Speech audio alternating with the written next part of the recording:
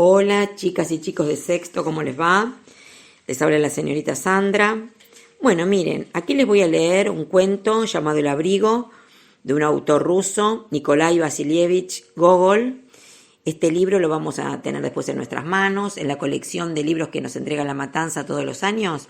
Bueno, este pertenece a sexto grado y es un cuento, como les dije, de un autor ruso que les voy a comenzar a leer. En cierto ministerio de San Petersburgo trabajaba un funcionario de quien apenas si se puede decir que tenía algo de particular.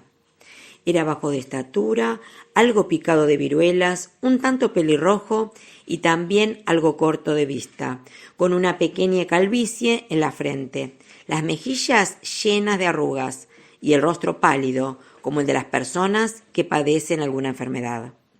¿Qué se le va a hacer? La culpa la tenía el clima peterburgués. Nuestro hombre se llamaba Akaki Akakievich Bachmachkin. Quizá al lector le parezca este nombre un tanto raro y rebuscado, pero puedo asegurarle que no lo buscaron adrede, sino que las circunstancias mismas hicieron imposible darle otro. ¿Cuándo y en qué época entró en el cargo ministerial? ¿Y quién lo colocó allí? Nadie podría decirlo. Los directores y jefes lo habían visto siempre en el mismo sitio, en idéntica postura, con la misma categoría de copista, con su uniforme y la calva sobre la frente. En el lugar nadie le demostraba el menor respeto. Los ordenanzas no se movían de su sitio cuando él pasaba, como si se tratara solo de una mosca que volara por la sala. Sus superiores lo trataban con frialdad. Los ayudantes del jefe de oficina le ponían los montones de papeles debajo de las narices sin decirle siquiera «copie esto», como corresponde a empleados con buenos modales. Y él los tomaba, mirando tan solo los papeles, y se ponía en el acto a copiarlos. Los empleados, jóvenes, se mofaban contando en su presencia toda clase de historias inventadas sobre él y su patrona, una anciana de 70 años. Decían que la vieja le pegaba, le preguntaban cuándo iba a casarse con ella y le tiraban papelitos sobre la cabeza. Pero a todo esto, Akaki Akakievich no replicaba nada ni cometía un solo error en su escritura. Solo cuando la broma resultaba demasiado insoportable o cuando le daban algún golpe en el brazo, impidiéndole seguir con su trabajo, pronunciaba estas palabras: «Dejadme, ¿por qué me ofendéis?». Difícilmente se encontraría un hombre que viviera cumpliendo tan celosamente con sus deberes, que trabajara con tanto esmero. Allí, copiando documentos, se abría ante él un mundo pintoresco y placentero. En su cara se reflejaba el gozo que experimentaba. Algunas letras eran sus favoritas, y cuando daba con ellas estaba como fuera de sí.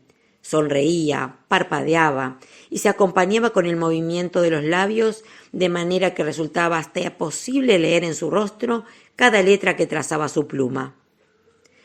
En cierta ocasión, un director, hombre bondadoso, deseando recompensarlo por sus largos servicios, ordenó que le diesen un trabajo de mayor importancia que el suyo. Se le encargó entonces que redactara un informe siguiendo el modelo de un expediente. Solo debía cambiar el título y sustituir el nombre de la persona interesada. Pero le dio tanto trabajo que, todo sudoroso, acabó por exclamar: «No, será mejor que me dé a copiar algo como hacía antes». Y desde entonces lo dejaron para siempre de copista. Fuera de esas copias, parecía que en el mundo no existía nada para él. Nunca pensaba en su traje. Su uniforme ya no era verde, sino que había adquirido un color amarillento que tiraba rojizo. Y siempre algo se le quedaba pegado al traje, bien un poco de heno o bien un hilo. Además, tenía la mala suerte, la desgracia, de que al pasar siempre por debajo de las ventanas, lo hacía en el preciso momento en que arrojaban basura a la calle.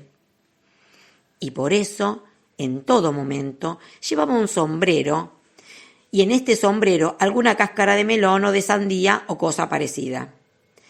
Ni una sola vez en la vida Akaki Akakievich prestó atención a lo que ocurría diariamente en las calles. Solo veía los renglones regulares de su letra limpia y correcta. Al llegar a su casa, se sentaba enseguida a la mesa, tomaba rápidamente la sopa y después comía un pedazo de carne de vaca con cebollas, sin reparar en su sabor. Cuando notaba que el estómago empezaba a llenársele, se levantaba de la mesa, tomaba un tintero pequeño y empezaba a copiar los papeles que había llevado a casa. Nadie podía afirmar haberlo visto siquiera una sola vez en alguna reunión. Después de haber copiado a gusto, se iba a dormir, sonriendo y pensando de antemano en el día siguiente. ¿Qué le iba a traer Dios para copiar mañana? Y así transcurría la vida de este hombre apacible que, cobrando un sueldo de 400 rublos al año, sabía sentirse contento con su destino. Tal vez hubiera llegado a muy viejo, a no ser por las desgracias que sobrevienen en el curso de la vida. Existe en San Petersburgo un enemigo terrible de todos aquellos que no reciben más de 400 rublos anuales de sueldo. Este enemigo no es otro que nuestras heladas nórdicas. Pasadas las 8, la hora en que van a la oficina los diferentes empleados del Estado, el frío punzante ataca de tal forma que los pobres empleados no saben cómo resguardarse. Desde hace algún tiempo, Akaki Akakievich sentía un dolor fuerte en la espalda y en el hombro, a pesar de que procuraba recorrer lo más rápido posible la distancia entre su casa y el ministerio. Se le ocurrió al fin pensar si no tendría la culpa de ello su abrigo.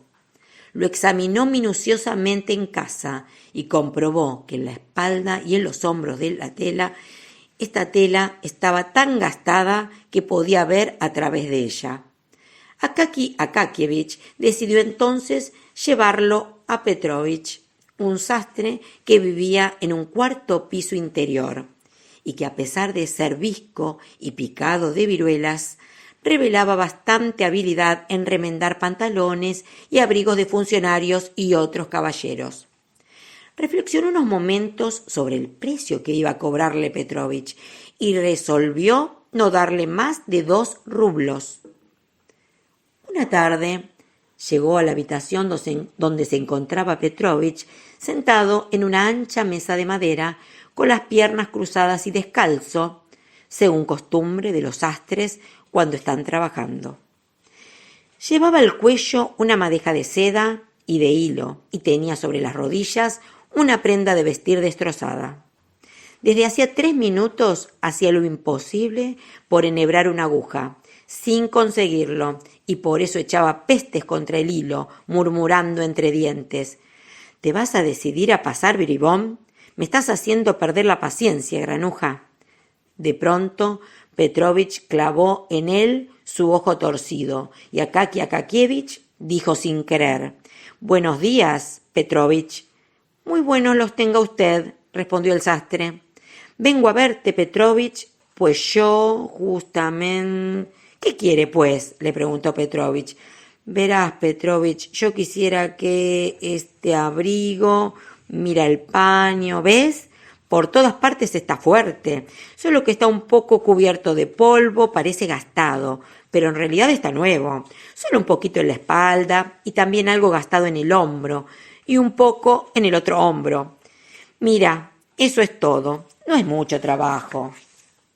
Petrovich tomó el abrigo, lo extendió sobre la mesa y lo examinó detenidamente. Después puso el abrigo al trasluz y meneó la cabeza. Luego lo puso al revés, con el forro hacia afuera, y de nuevo meneó la cabeza. Dijo por fin: «Aquí no se puede arreglar nada. Es una prenda gastada». Al oír estas palabras, el corazón se lo oprimió al pobre Akaki Akakievich. «¿Por qué no es posible, Petrovich?», preguntó con voz suplicante de niño. «Tú tendrás seguramente algún pedazo de tela». «Sí, los pedazos se podrían encontrar», dijo Petrovich, «solo que no se pueden coser, pues el paño está completamente podrido y se deshacerá en cuanto lo toque con la aguja. Bueno, pues refuérzalo. No, dijo Petrovich con firmeza, no se puede hacer nada. Tendrá que hacerse un abrigo nuevo. Al oír la palabra nuevo, Akaki Akakievich sintió que se le nublaba la vista y le pareció que todo lo que había en la habitación empezaba a dar vueltas. —¿Cómo uno nuevo? —murmuró como en sueño. —No tengo dinero para ello. —Sí, uno nuevo —repitió Petrovich con brutal tranquilidad. —Y de ser nuevo, ¿cuánto costaría? —Pues unos 150 rublos —contestó Petrovich. Al sastre le gustaba dejar pasmado al cliente y mirar de soslayo para ver qué cara de susto ponía al oír tales palabras. —¿150 rublos por el abrigo? —exclamó Petrovich Akakievich. Quizá por primera vez se le escapaba semejante grito, ya que siempre se distinguía por su voz muy suave. —Sí —dijo Petrovich. Akaki Akakievich quedó completamente abatido y se marchó. No, decía para sí, ahora no se puede hablar con Petrovich. Después de la noche del sábado estará medio dormido y deseará beber algo para reanimarse. Y como su mujer no le dará dinero, yo le daré una moneda de 10 kopecks y él se volverá más tratable y arreglará el abrigo. Y procurando animarse, esperó hasta el domingo. En efecto, Petrovich, después de la borrachera de la víspera, estaba más bizco que nunca, tenía la cabeza inclinada y estaba medio dormido. Pero con todo eso, en cuanto se enteró de lo que se trataba, exclamó como si el mismísimo demonio le diera impulso. —¡No puede ser! ¡Haga el favor de encargarme otro abrigo! Y entonces fue cuando Akaki Akakievich le metió en la mano la moneda de 10 kopecks. —Gracias, señor, ahora podré reanimarme un poco bebiendo a su salud —dijo Petrovich. En cuanto al abrigo, no debe pensar más en él, no sirve para nada. Solo entonces vio el pobre copista que no podía pasarse sin su nuevo abrigo y perdió el ánimo por completo. Pensándolo mucho, Akaki Akakievich sospechó que Petrovich consentiría en hacerle el abrigo por 80 rublos. Pero, de todas maneras, ¿dónde hallar esos 80 rublos? La mitad quizá podría conseguirla, y tal vez un poco más, pero ¿y la otra mitad? Pero antes el lector ha de enterarse de dónde provenía la primera mitad. Akaki Akakievich, siempre que gastaba un rublo, tenía la costumbre de echar un kopek en un pequeño cajón que tenía una ranura ancha para dejar pasar la moneda. Al cabo de medio año, hacía el recuento de esta pequeña cantidad de monedas de cobre y las cambiaba por otras de plata. De esta manera, al cabo de unos años, ahorró una suma superior a 40 rublos. Así pues, tenía en su poder una mitad. Pero, ¿y la otra? Akaki Akakievich pensaba y finalmente llegó a la conclusión de que era preciso reducir los gastos por lo menos durante un año. O sea, dejar de tomar té todas las noches, no encender la vela, y si tenía que copiar algo, ir a la habitación de la dueña de la pensión para trabajar a la luz de su vela. También sería preciso, al andar por la calle, pisar lo más suavemente posible las piedras y baldosas e ir casi de puntillas para no gastar demasiado las suelas. Y para que no se gastara la ropa, quitársela al volver a casa y ponerse solo la bata. Hemos de confesar que al principio le costó bastante adaptarse a estas privaciones, pero después se acostumbró y todo fue muy bien. Incluso hasta llegó a dejar de cenar. En cambio, se alimentaba espiritualmente con la eterna idea de su futuro abrigo. Desde aquel momento su vida cobró mayor plenitud, como si ya no estuviera solo. Una querida compañera caminaba con él por el sendero de la vida. Y esta compañera no era otra que la ilusión del famoso abrigo. Se volvió más animado y enérgico, como un hombre que se ha propuesto un fin determinado. El asunto fue más deprisa de lo que había esperado. Contra toda suposición, el director le dio un aguinaldo, no de 40 o 48 rublos, sino de 60 rublos. El caso es que Akaki Akakievich se enriqueció de repente con 20 rublos más. Su corazón, por lo general tan apacible, empezó a latir precipitadamente.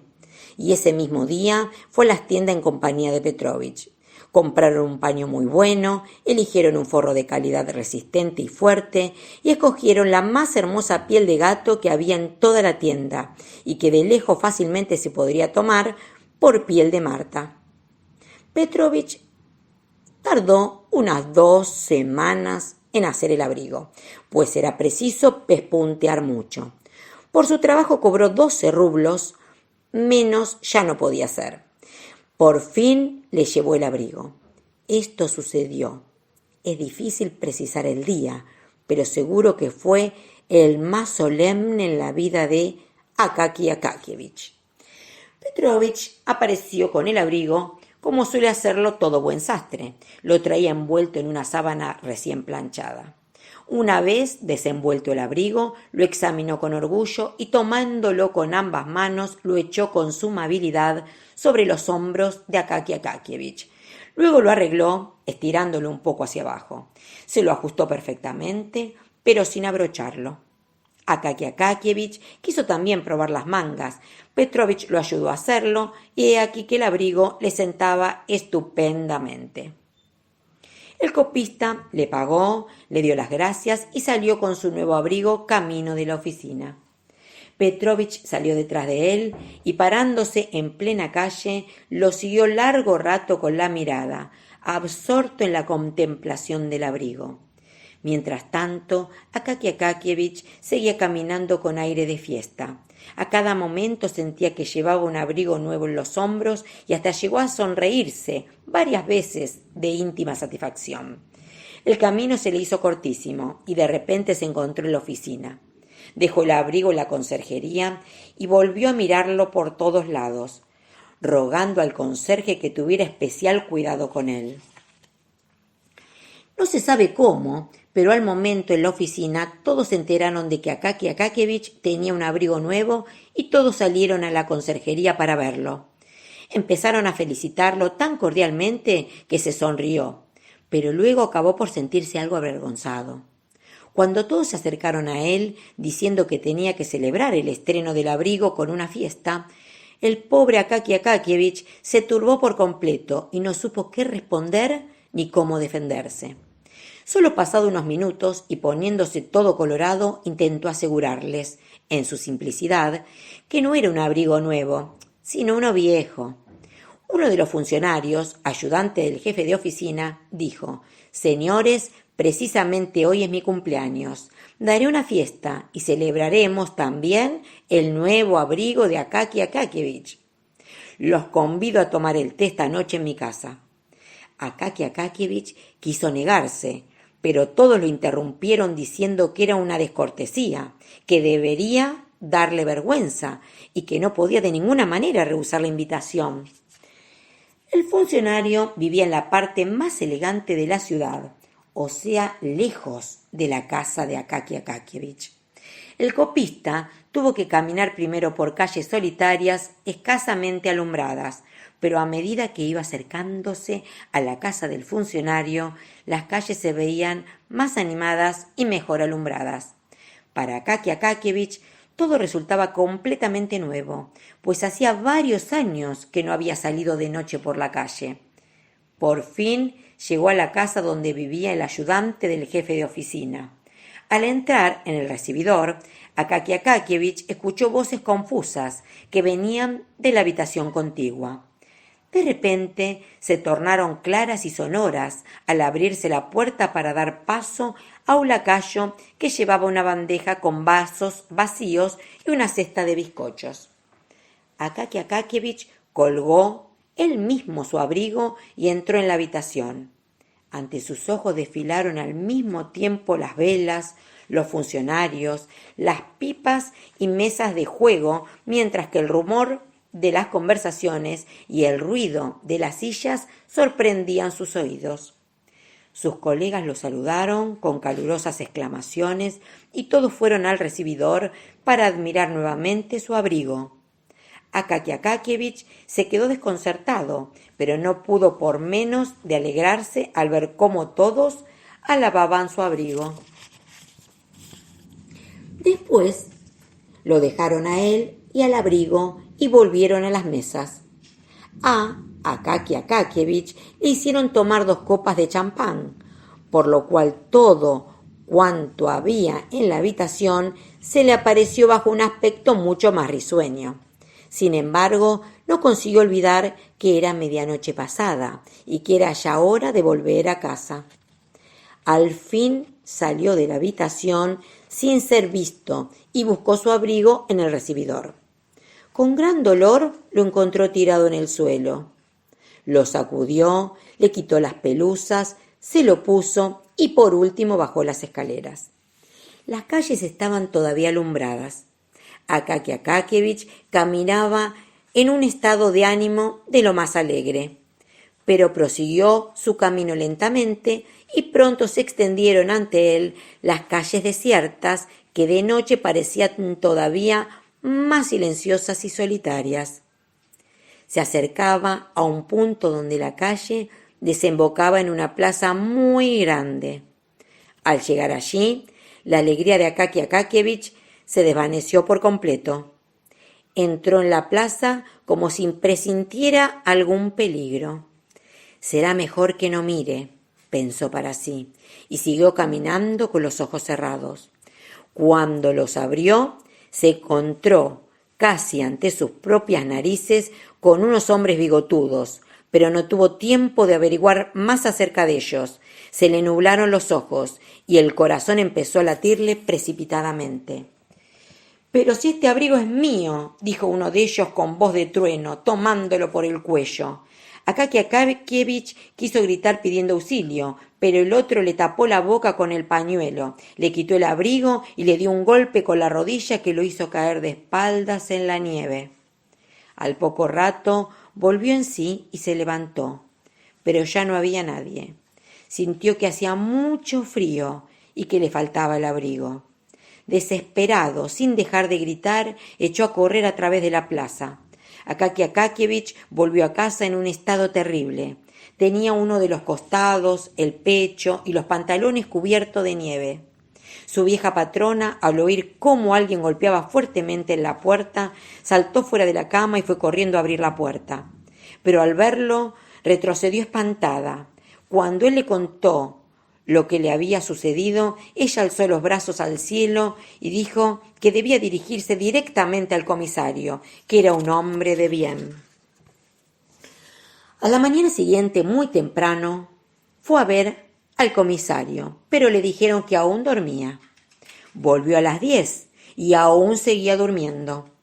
Fue a las 11, pero el comisario había salido. Se presentó a la hora de la comida, pero no quisieron dejarlo pasar e insistieron en saber qué deseaba, por qué venía y qué había sucedido. De modo que Akaki Akakievich quiso, por primera vez en su vida, mostrarse enérgico y dijo en tono que no admitía réplicas, que tenía que hablar personalmente con el comisario y que por lo tanto debían dejarlo pasar. Y si no lo hacían, se quejaría de ello y le saldría muy cara la cosa. Uno de los guardias fue a anunciar su presencia. El comisario, al ver el aspecto humilde y el viejo uniforme de Akaki Akakievich, se volvió hacia él con brusquedad y le dijo: «¿Qué desea?». Pronunció la pregunta con voz áspera y dura, que sin duda alguna había ensayado delante del espejo, a solas en su habitación una semana antes que lo nombraran comisario. Akaki Akakievich, que ya de antemano se sentía tímido, se asustó por completo. Sin embargo, trató de explicar como pudo que tenía un abrigo nuevo y que se lo habían robado de un modo inhumano. En vez de interesarse por el robo del abrigo, el comisario empezó a preguntar a Akaki Akakievich por qué volvía a casa a tan altas horas de la noche y si no habría estado en algún asunto sospechoso. El pobre Akaki Akakievich se quedó aún más confuso. El comisario agregó bruscamente: «Pero, señor, ¿no conoce usted el reglamento? ¿Cómo es que se presenta así? ¿Acaso ignora cómo se procede en estos asuntos? Primero debería usted haber hecho una nota, que habría sido remitida al jefe del departamento, el cual la transmitiría al secretario y éste me la hubiera presentado a mí». «Pero, comisario», dijo Akaki Akakiyevich, recurriendo a la poca serenidad que aún quedaba en él y sintiendo que sudaba de una manera horrible, «yo me he atrevido a molestarlo con este asunto porque los secretarios son gente de poca confianza». «¿Cómo? ¿Qué dice usted?», exclamó enojado. «¿Cómo se atreve a decir semejante cosa? ¿Qué audacia tiene usted con las autoridades?». Dio una fuerte patada en el suelo y Akaki Akakiyevich se quedó helado. Se tambaleó, un estremecimiento le recorrió todo el cuerpo y apenas si se pudo tener en pie. De no ser porque un guardia acudió a sostenerlo, se hubiera desplomado. Lo sacaron fuera casi desmayado. Como bajó las escaleras Akaki Akakiyevich y cómo salió a la calle, estos son cosas que ni él mismo podía recordar, pues apenas sí sentía las manos y los pies. Caminaba en medio de la nevada que bramaba en las calles con la boca abierta. Llegó a casa sin poder proferir ni una sola palabra. Tenía el cuerpo hinchado y se metió en la cama. Al día siguiente amaneció con una fiebre muy alta. Cuando llegó el médico y le tomó el pulso, únicamente pudo prescribirle fomentos. Luego se volvió hacia la patrona diciendo: «Y usted, madrecita, no pierda el tiempo, encargue enseguida un ataúd de madera de pino, pues uno de roble sería demasiado caro para él». Ignoramos si Akaki Akakiyevich oyó estas palabras, ya que todo el tiempo permanecía en el delirio de la fiebre. Tenía visiones extrañas. Veía a Petrovich y le encargaba que le hiciese un abrigo con una trampa para los ladrones. A cada instante llamaba a la patrona y le suplicaba que sacara al ladrón que se había escondido debajo de la manta. Luego preguntaba por qué el abrigo viejo estaba colgado delante de él, cuando tenía uno nuevo. Después solo murmuraba frases sin sentido, de manera que era imposible comprender nada. Solo se podía deducir realmente que aquellas palabras incoherentes se referían siempre a la misma cosa: el abrigo. Finalmente, el pobre Akaki Akakiyevich exhaló el último suspiro.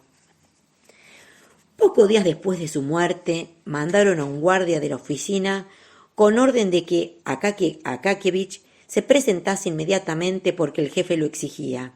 Pero el guardia tuvo que volver y declarar que Akaki Akakiyevich ya no podía presentarse porque había muerto, y hacía ya 4 días que lo habían enterrado.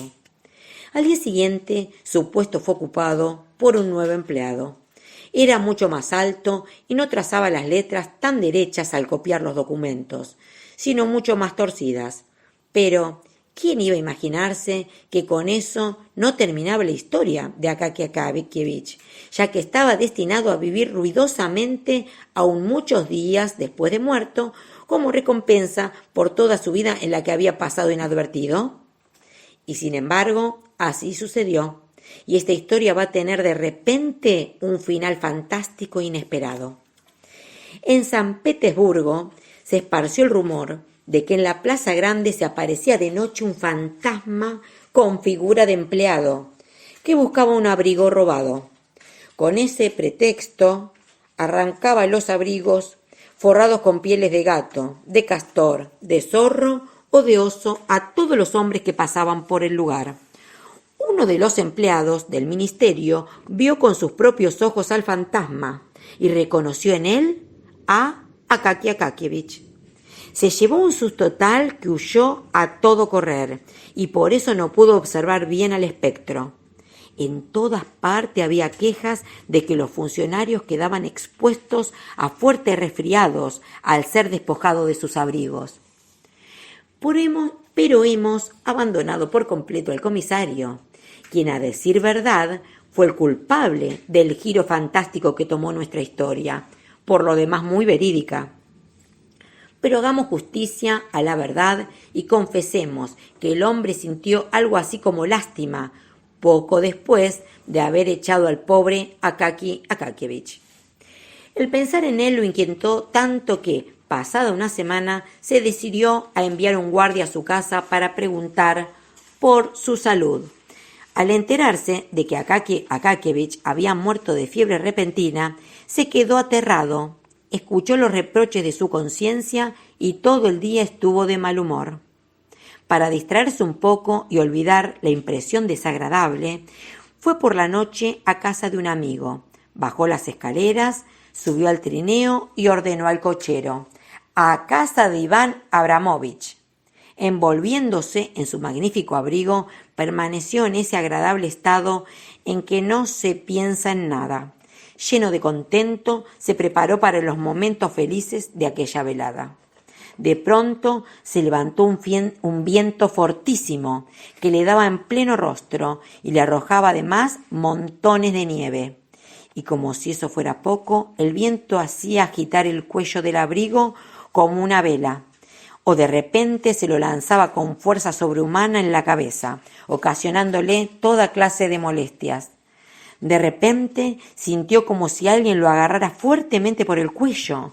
Volvió la cabeza y vio a un hombre de pequeña estatura, con un uniforme muy viejo, muy gastado, y no sin espanto reconoció en él a Akaki Akakievich. El rostro del copista estaba pálido como la nieve y su mirada era totalmente la de un muerto. Pero el terror del comisario fue inmenso cuando vio que aquella boca le dirigía las siguientes palabras: «Ah, por fin te tengo. Quiero tu abrigo. No quisiste preocuparte por el mío y hasta me insultaste. Pues bien, dame ahora el tuyo».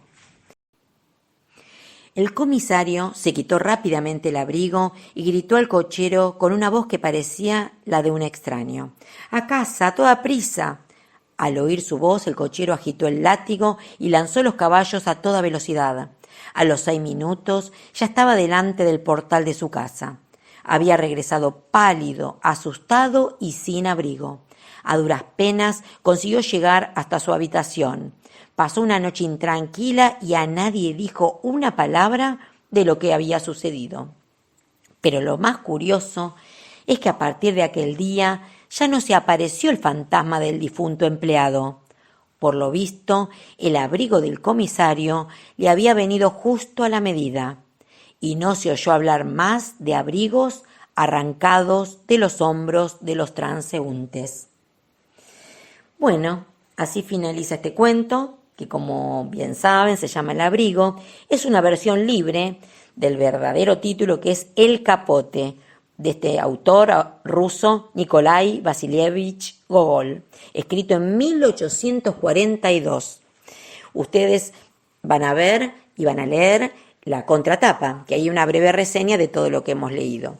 Bueno, este es el primer cuento por el que comenzamos a transitar nuestra literatura. Van a ver otros cuentos también con muerte, fantasmas, Romeo y Julieta, que es una novela muy romántica, pero bueno, veremos cómo es el final. Y bueno, espero que les haya gustado escucharme, porque en este momento no nos podemos acercar, no nos podemos estar en nuestro salón, ¿no? Verdaderamente en nuestro espacio, que es la escuela. Pero yo creo que, si Dios quiere, va a faltar poquito tiempo para volvernos a reunir. Les dejo un beso grande para ustedes, sus familias, y bueno, y prontito nos veremos. A partir de este audio, ustedes pueden volver a releerlo, porque le van a quedar página por página, y a partir de esa lectura podrán ir completando las actividades que continúan a esta actividad de oír un cuento y de leer un cuento. Bueno, un besito grande, grande.